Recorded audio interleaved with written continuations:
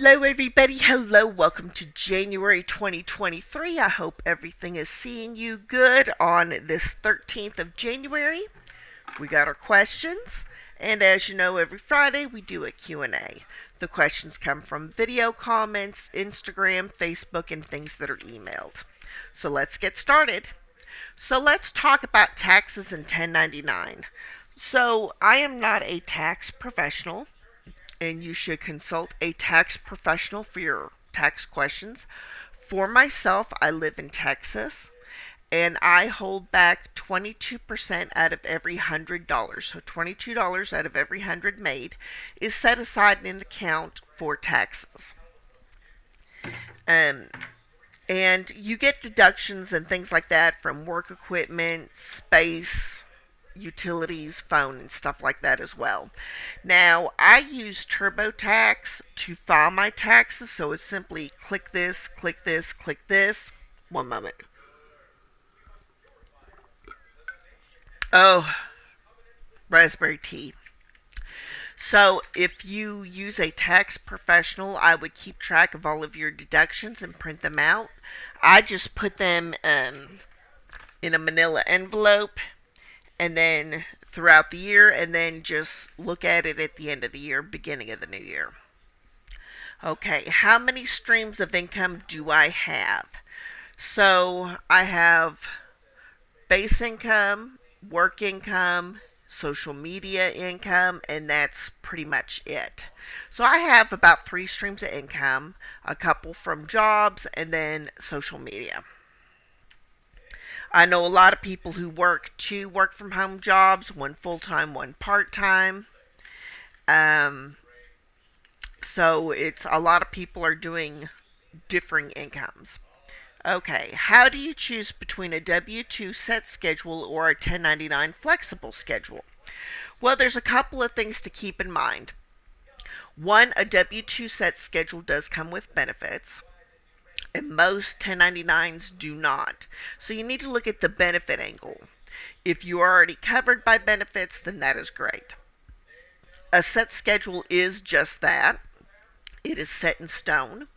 If you have children, dogs, aged parents, a medically ill family member that you take care of, then a 1099 schedule is probably going to work out the best for you. Another thing with the 1099, you can go to doctor's store, run your errands around it. Now, the thing about a 1099 is you don't get guaranteed hours. You're pretty much fighting for those hours each week that you set your schedule. Okay, when is your next giveaway? Oh, probably in March. My birthday's in March, so we'll somewhere in March, and I think we're gonna do gift cards. So Walmart gift cards. We're probably going to be doing, I would say, 2 or 3 throughout the month. I don't know the denomination of the gift cards. They may be different denominations, and I just mix them up and send you a gift card or something if you win. But yeah, we'll do something fun in the month of March. Celebrate my birthday. What equipment do you use for your YouTube channel? Okay, so for my YouTube channel, I have a Nexigo uh, webcam with a ring light around it. I use Canva, Screencast-O-Matic, and Filmora Wondershare for video editing. I do have other ring lights, but the Nexigo does pretty good as far as the lights and stuff. So that's pretty much, I'm very low tech. Y'all see my background, you see my work computer, you see my bed, my TV. So I'm pretty low key. Should I negotiate my starting pay? Now that one is a little tricky. A lot of that depends on if the starting pay is negotiable at all. So if you have no customer service or sales background, about 15, 16 an hour is decent. If you have a strong customer service, years of sales background, then you can negotiate 17, 18 usually. It depends on the company and what you're doing. Okay. You're always drinking something. What is it? Raspberry tea.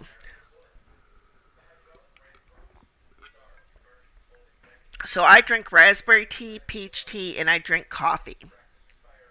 The tea does not have any sugar in it, neither does the coffee, because I'm a type 2 diabetic.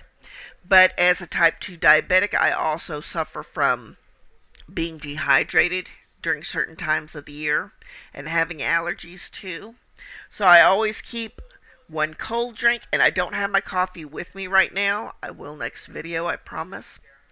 But that's just pretty much what I drink. And it's important to have a few drinks and maybe a small snack if you're working from home. What is a zero-based income style? So a lot of my budget videos that you all have been seeing, I put them out about once a month. Talk about zero-based income style. So that is a place for every dollar and a dollar for every place. I spend all of the money, whether it's on bills, savings, other things that I need to do. So some things like the rent comes out, the internet comes out, and then I'm trying for 2023 to do a savings of about $3,000 by August, just as a safety net in case, God forbid, I lose my job, or God forbid, health crisis or something like that. What music do you listen to while making videos? Um, I'm old. I'm old. I'm in my 40s. In my late teens, early 20s, it was the 90s, the mid to late 90s. I love my 90s music. I listened to a lot of rock and roll, top 40. I listened to a lot of country music.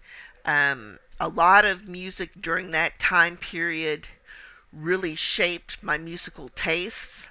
I'm going to say it, I do like Nickelback, even though it's not necessarily 90s. I listened to a lot of things like Alanis Morissette.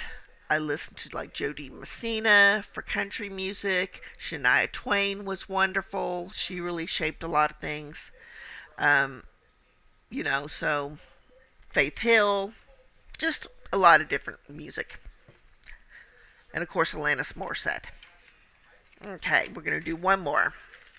Why can't I find a job for X amount of dollars? Okay, so this is the thing, and I have to harp on this over and over. One, you need to have a very good resume. And I did a resume video back in December talking about if you had a job, how to do uh, the job description that you did, like inbound calls, outbound calls, sales, upsales, telemarketing, cold calling, whatnot. And then we did a job entry where it was just transferable skills from a stay-at-home mother as far as budgeting and driving and organizing and people control and stuff like that. If you're not getting one job interview per 10 applications, then you really need to look into redoing your resume. Um, Unless you think it's just packed. If you're on Indeed and they say 50,000 applicants for this one job, then yeah, it's going to be a little harder to get a job interview from that. But the best thing I can tell you to do is to Google job resumes and then kind of take a look at what they do, kind of watch my video. Mine was a very simple one-page resume, and kind of see what works for you. But don't forget to put in those keywords for your job description that should match what you're looking at. So it can be hard. Anyways, thank you so much for staying with me this long. My name is Becky, and I will see you next time.